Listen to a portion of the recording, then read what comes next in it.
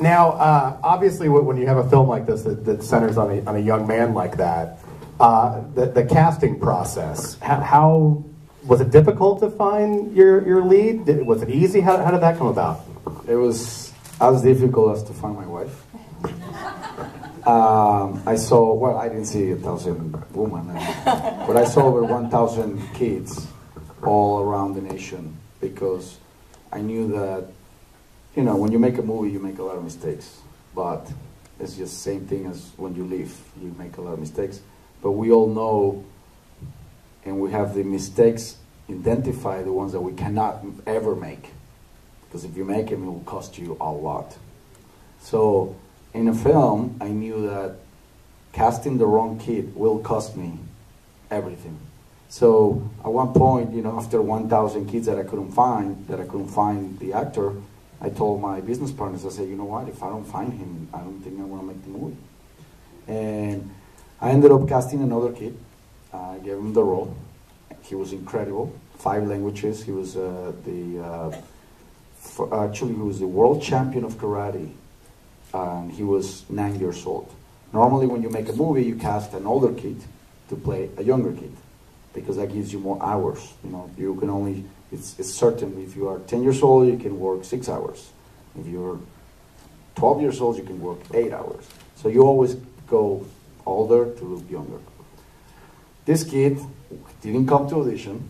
He came to accompany his older brother. His older brother came to audition. He didn't do very well. I took a break. I went to the lobby, and I saw Jakob waiting for his brother.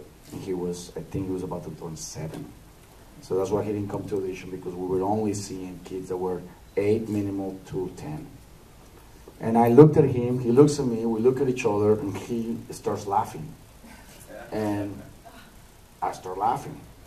So I actually got excited. I'm like, this kid could be really good. So I go back in, I was like, I'm really interested about the kid who's outside. I can't wait to, it's like, oh, we're finished. I'm like, well, what about that kid? He's like, which kid? I was like, well, run and make sure that he doesn't leave. So the casting director goes outside and talks, and she comes back and is like, oh, no. 1, he's 6. 2, he's not an actor.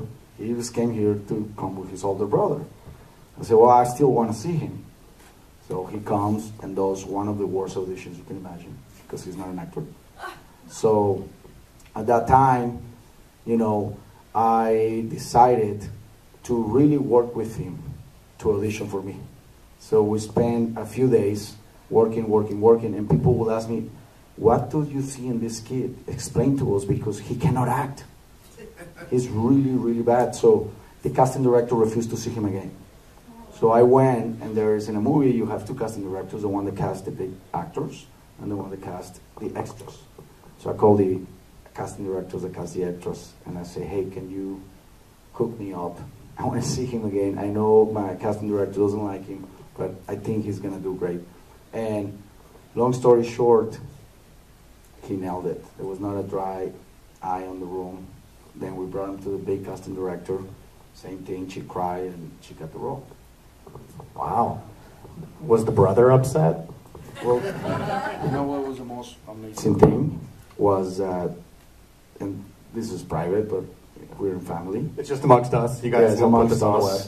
When I gave him the part, I gave him the part on the spot after the casting director. When I saw the casting director crying, because, you know, I'm a team player. You know, I could have given him the part from the very one, but I wanted everybody, if I was making a mistake, I wanted everybody to be accomplice with me. So when I gave him the part, he started crying, and his older brother started crying, and I was like, oh, I created a problem here. And they were crying because their home was in foreclosure, and this movie saved their home. And the kids were like, so that was a powerful. So he's not upset then, basically. They were not upset. The older brother became the stand-in, so he got a job too.